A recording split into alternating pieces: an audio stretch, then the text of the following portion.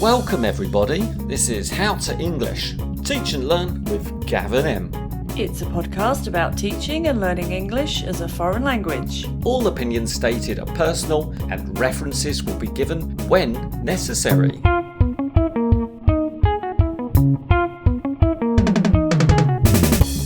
Welcome back, Em. Hey Gav. How's it going? Very well. How are you doing? I'm doing great. Good to hear. And welcome to all the followers. We are so proud to have you on board of the Gav and Em How to English bus as we travel to Teach and Learn land. Beautiful. That was great, wasn't it? What an image. So, Em, I know you've got some questions for me today because today's topic is about the type of teacher that we are. Yes, that's right, Gav. TEFL. TEFL, as opposed to TESL or TESOL. Yes. So I'm sure there are lots of questions out there. What different types of teachers there are that teach English as a foreign language or as a second language or as an other language. So we're going to explore that a bit today. Have you done all the research on this then? I've done a little bit. Because I remember when I started this job and I thought I was an ELF teacher, which was weird because I thought, what's an ELF teacher? And then I realised it was EFL, but then that hasn't got a T on it. So an EFL teacher, I think, is the same as a TEFL teacher. I think it? you've just dropped the T from TEFL Just and not you've ended up with teaching. an EFL. Yeah, definitely not an elf though, which I would love to be. I would love to be an elf teacher. If you want to be an elf, you can be an elf. I would like to be an elf. That's true. But yeah, okay, Gav, that's a really good thing to find out because I'm always a bit confused. What's the difference? Sure. Well, I've got some information from goabroad.com and they made a nice explanation of the differences between these types of teachers. Cool. So let me just tell you, TEFL, T-E-F-L, teaching English as a foreign language. These teachers typically teach English to students living in countries where English is not the native language. Interesting. Which is different from a TESL teacher, T-E-S-L. These teachers tend to teach English to speakers of foreign languages living in a native English-speaking country. Aha. I always wondered that. So that's Okay. teaching English as a second language. Got it. And then there's TESOL with an O in the middle, That's isn't there? correct. So these teachers teach in both non-native English countries and within English-speaking countries. Right. So TESL is somewhere between a TEFL and a TESL. Which place is between that then? They might teach in a country where English is not the first language, or maybe they do. So it's perhaps more flexible in their teaching. Okay. And this is actually a more recent qualification compared to the other two. Good. That's clear. Good. So where are you on the spectrum of teachers, Em? Well, I'm definitely a TEFL teacher. Not an elf. Not an elf, Okay. unfortunately. Teaching English as a foreign language, which is sort of what the podcast's about, isn't it, Gav? It is Em. So on a previous episode, Gav, we discussed teaching and learning in another country. We did. That was season 2, episode 30. Go back, check it out. It's a really useful one. What did we talk about in that episode? We talk about living abroad, Gav, and all that's involved in the day-to-day life. So finding accommodation, what it's like living there, the admin, the contracts, the visas, the registration process, how to get your mobile phone set up, bills, insurance, culture differences, language acquisition, food, just basic grocery shopping, and then the school or the company's support system and how to make friends, find a job, teach in a different country. There's so much to consider. There is, but today we're going to focus a bit more on the academic side rather than in the building of a life somewhere abroad. That's in the other episode. So if you want to listen to that, that's a really good start point for thinking about working as a TEFL teacher. That's right. Put us on pause, head back to episode 30, check that out, and then come back and continue listening to this episode. Yeah. Em, before we continue, I do want to prepare the followers for what's coming up next. We have an absolutely fabulous guest to give us some more details about their own experience of TEFL teaching, and it's really insightful. But before that, let's talk about training, Gav. Training. Yeah, briefly. I think you need to do the training before you can do the teaching, surely. Yeah. So I think work out whether you want this kind of job and then get trained up for it and then find a job. So decide if you want to teach English abroad or perhaps in your own country, but as a second language or as a foreign language. Okay. Exactly. Do the training. Yeah, but I think do the research before the training to find out what kind of training you need, which companies offer that training. Maybe talk to other people doing that job already so you can find out what they did. There must be some great forums online where you can check out, or just speak to friends, speak to people that you know, contact your local language school. They'll have some representatives you can chat with. Exactly. So what was your background, Gav, your training background? Well, as we mentioned in Season 2, Episode 41, what I got from the CELTA, which is a good episode. If you haven't heard it, go back, check it out. I started by doing an online TEFL certificate, which was really fab, really fun, really interesting. And then that led me to decide to take the CELTA course. You had a taster for it a little bit, and then you decided it was for you. I did. I dipped my toe in, and then I thought, teaching is for me. This is great. And I dived headfirst into the deep end of CELTA training. See, I wouldn't use that metaphor. I'd say you waded in slowly and you said you dipped your toe. So you dipped your toe first and then you dived in. Yeah. Right. You kind of So did both. I did a little online course, which was only a few weeks, and there was a little written task, a few little questions. I really liked it, and I thought, well, I'm going to go all in on this. Right. And I went abroad. I chose a company that provided the CELTA program, and I studied on there for an intensive month, and it was amazing. I see what you mean. I think an online course is a bit like dipping your toe, and a CELTA is just like getting pushed right down under the water with no scuba gear. Sorry, a bit traumatised by that. No, Well, especially if it's an intensive, yes. Just before our special guest, Gav, you've got your qualification. You're ready to go. How do you find a job? I think you have to visit some online forums. I think Facebook is quite good. Lots of people advertising there, lots of people talking about companies, which recruitment companies are good, which schools are good.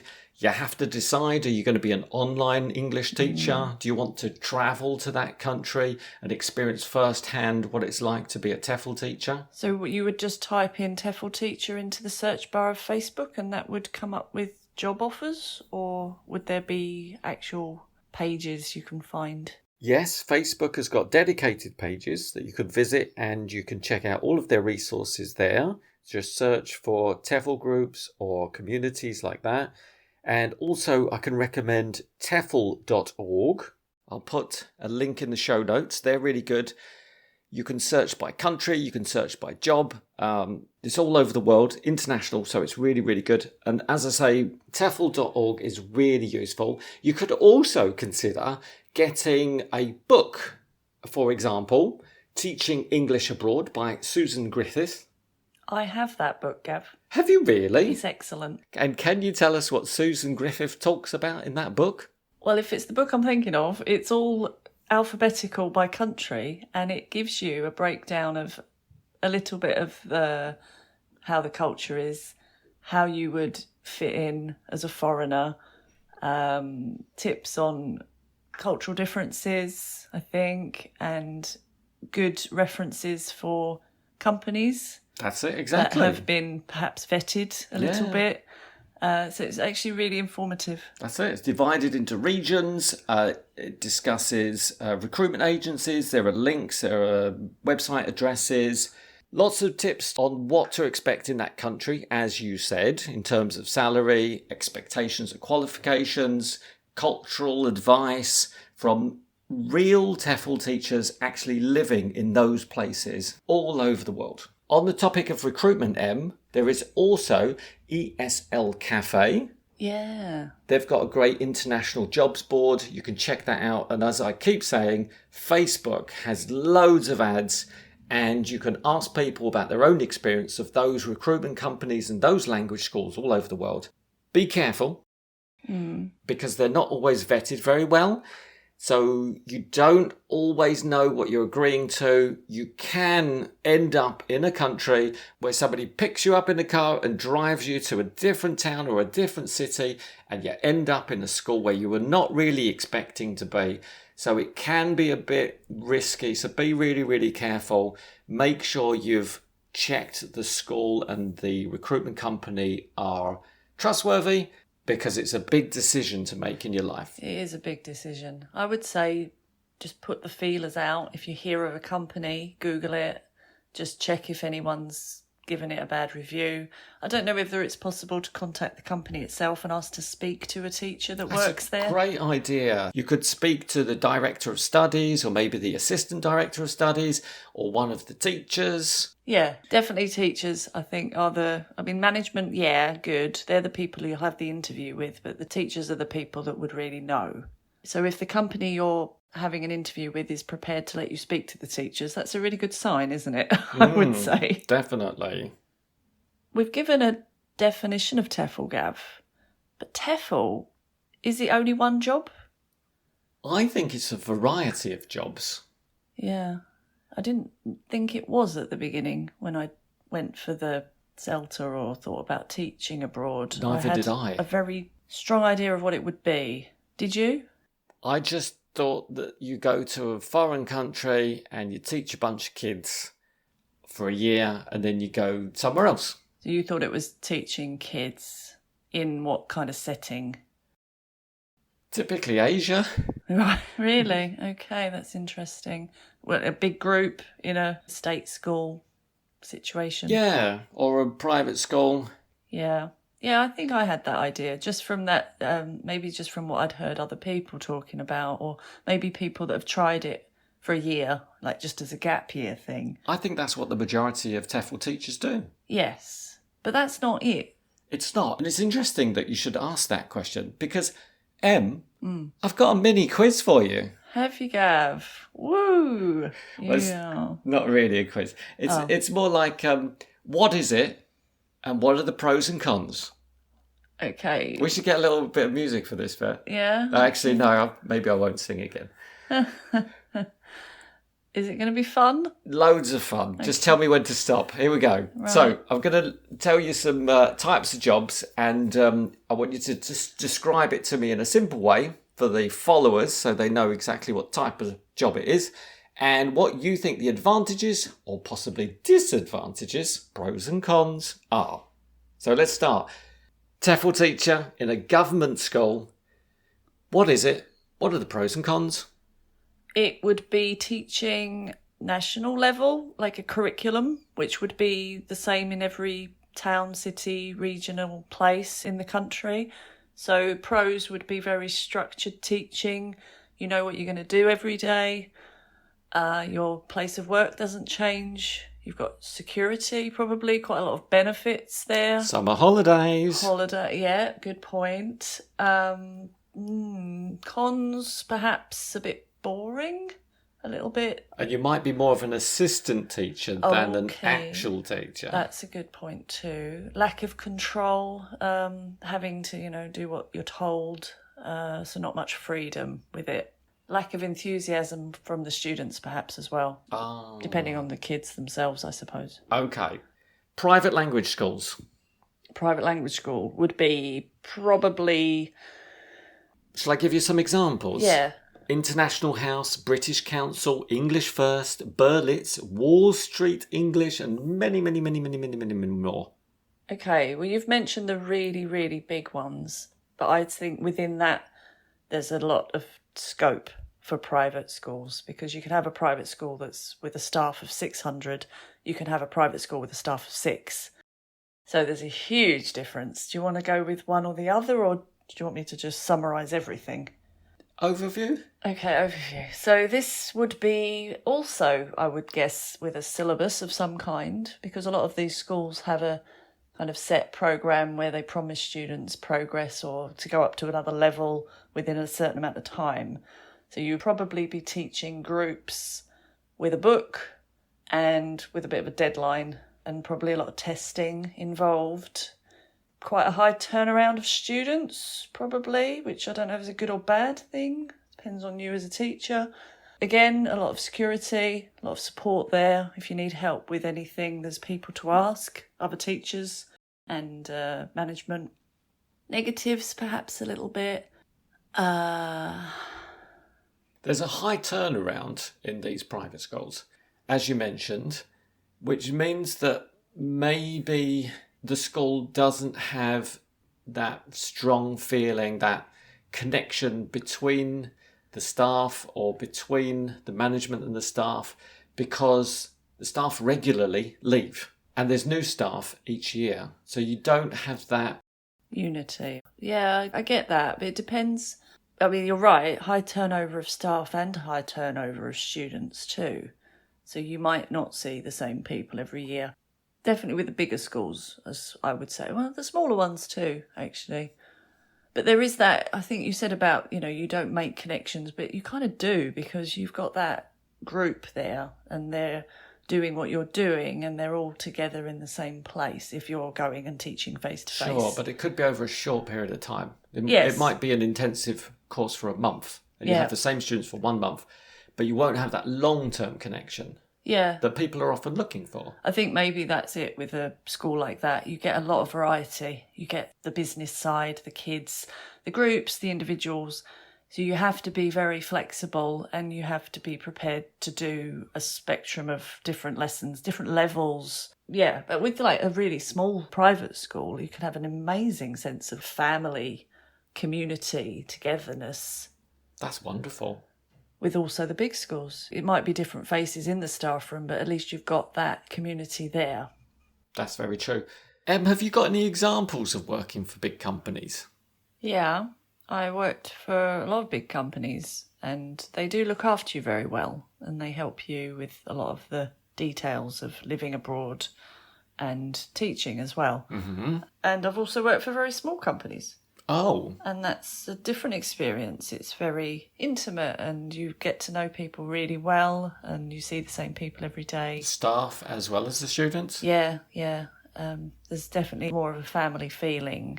I've also worked for a small company that's become a big company. Oh. Which was weird to see that changing and not really being able to keep that connection going, because once you have over a certain amount of people, it just becomes a big company and there's not that feeling of community as much. This is what people say about corporations, where you feel there's a disconnect between you and maybe the management and the other staff. Yeah, you just get emailed everything. The information comes to you electronically, or you have a group meeting every month, but you never see the same people.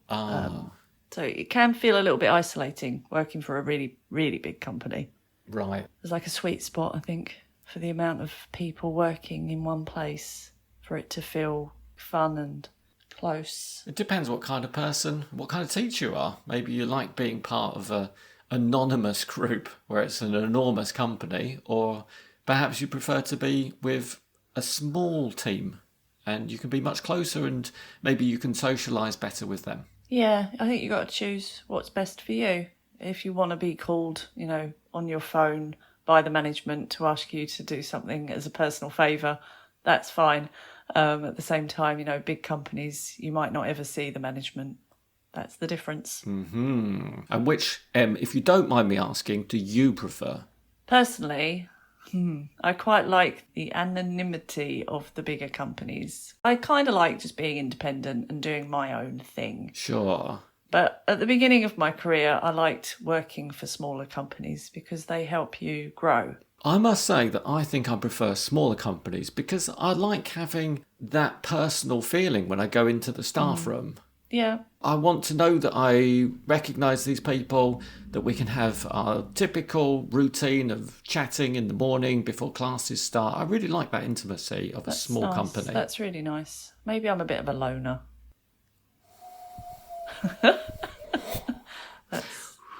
That's my social diary for this week.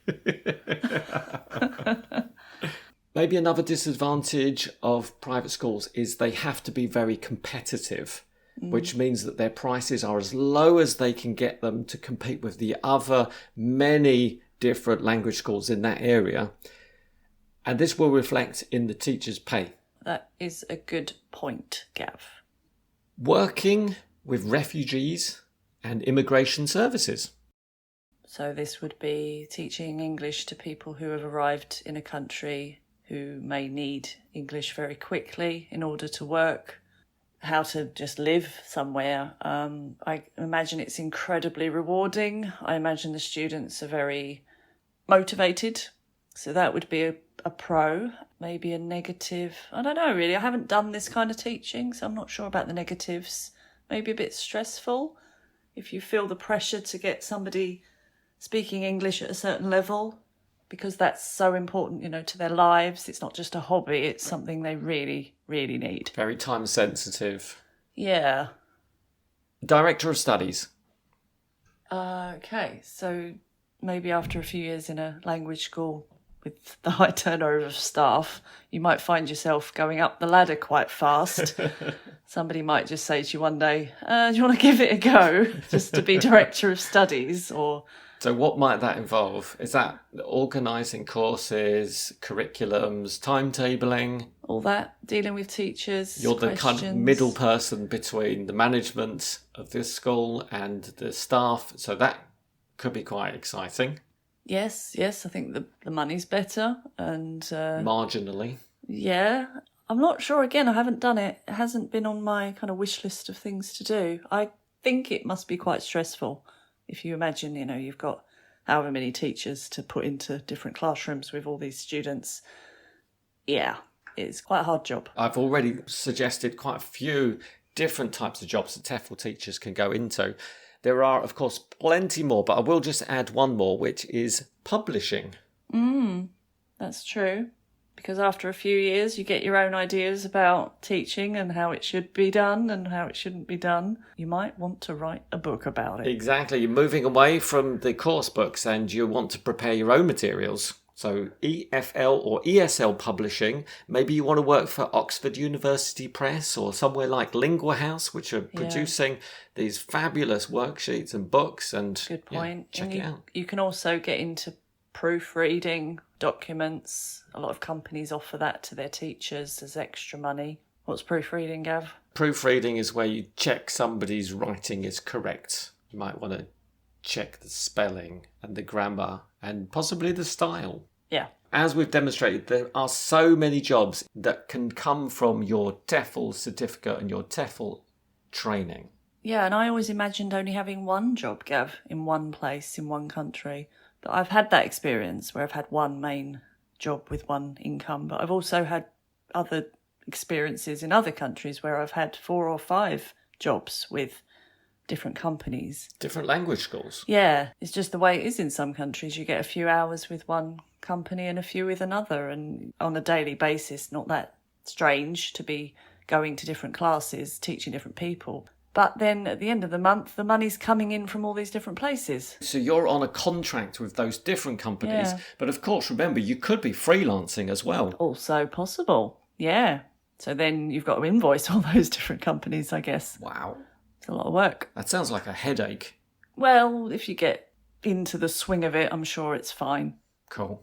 Our special guest this week, Gav, is Kat. And Kat is a TEFL teacher and has been a TEFL teacher for over 10 years. She's got an amazing range of experience. So it's really, really interesting to listen to Kat talk about how she started off in TEFL and now where she is. And I'm sure she's going to go on to do even more incredible, interesting things. She runs an online forum called Teach and Travel Tribe, which sounds great, and it's a community of TEFL teachers. So it's a great place to find out anything you want to know about the TEFL world. So I would recommend it to anyone thinking about starting TEFL or anyone who is in TEFL who wants to make connections with other TEFL teachers. It's a great community. Kat also has online coaching for TEFL teachers and also I think face-to-face.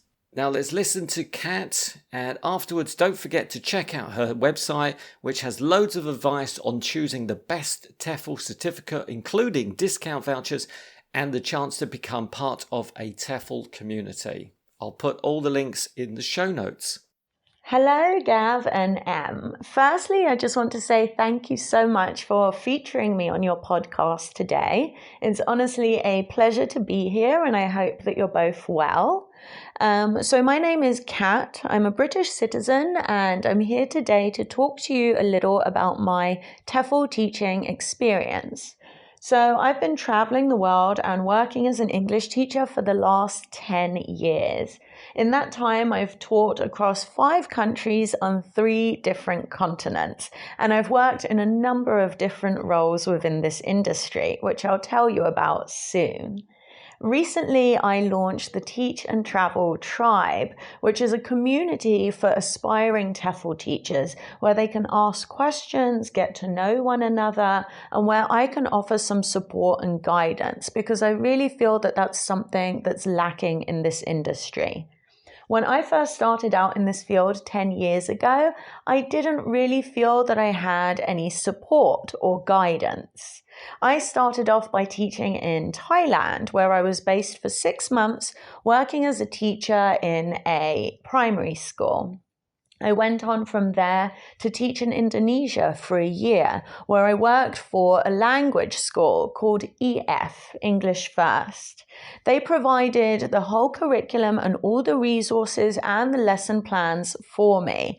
And I taught a variety of different ages and levels. So I mean all the way through from kindergarten students through to adults and even business English. So this gave me a really good understanding of the different options within the industry, and I really began to understand what I enjoy doing personally.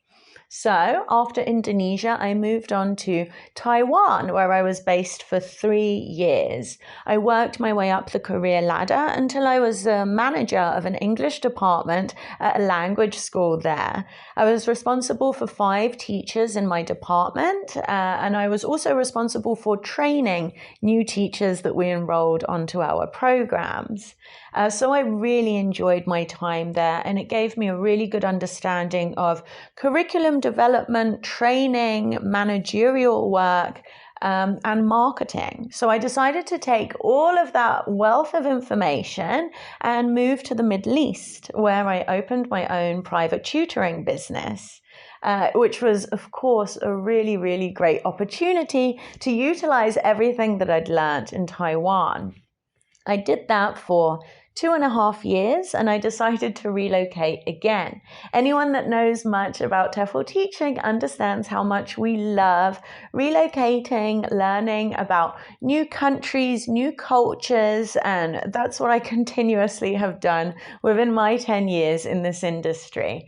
So most recently, I located again to Russia, where I've been based for the last 2 years. Here I work as a governess for VIP clients. So what that means is I work for only one family, but I'm more or less a full-time carer and educator for their children. My role stretches a lot further than just education because I also have to be their friend. I have to be their role model. Often I'm responsible for their morning routine or their bedtime routine. And I just have to be, available whenever their parents need me for any kind of support that I need to provide. For anyone that knows what an au pair is, I would say that a governess is very similar to an au pair. So I've been doing that now in Russia for the last 2 years. And I tend to work for only VIP clients, meaning that I do a lot of traveling with them too, which is a fantastic opportunity, as I'm sure you can imagine, to see lots of new, exciting, interesting locations that perhaps I otherwise wouldn't go to, while simultaneously making an income.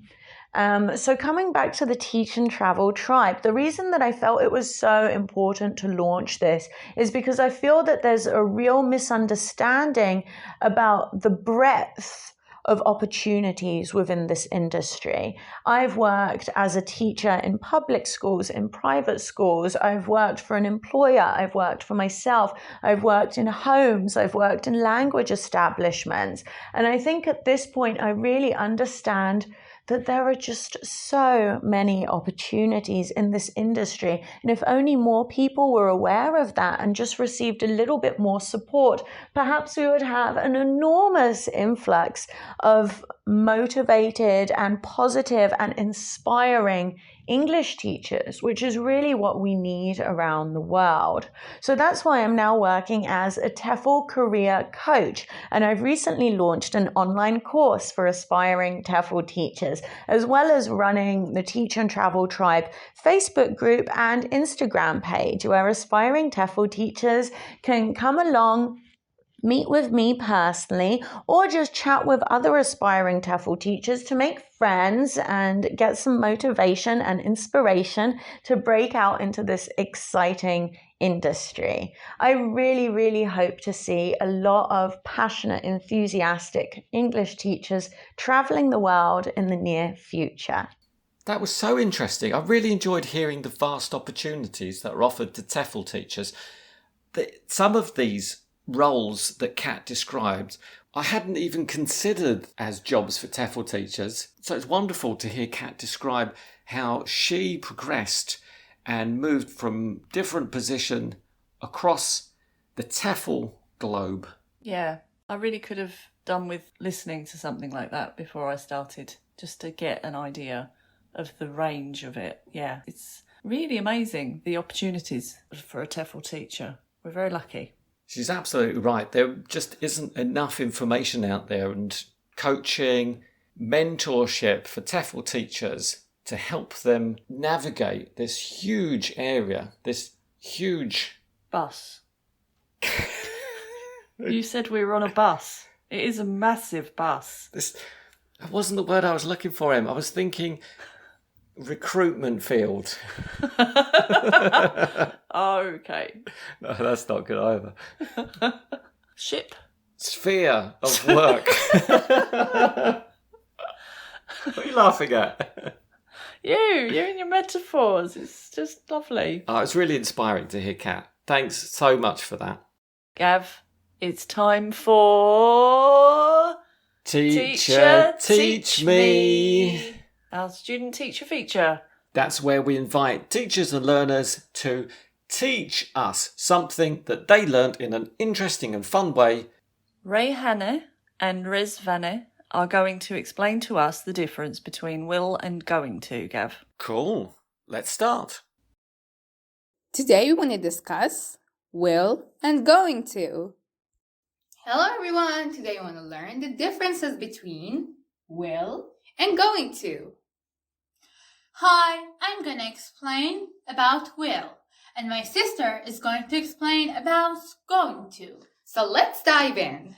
For going to, after I, you, they, she, he, we have something after them, just like this. I am, it becomes I'm. You are, it becomes your. They are, it becomes their. We are, it becomes we're. He is, it becomes his. She is, it becomes she's. And just like this, we use am, are, and is. But for will is the opposite. We don't use anything after it. It's just like I, you, like I will, you will, they will, we will, like this.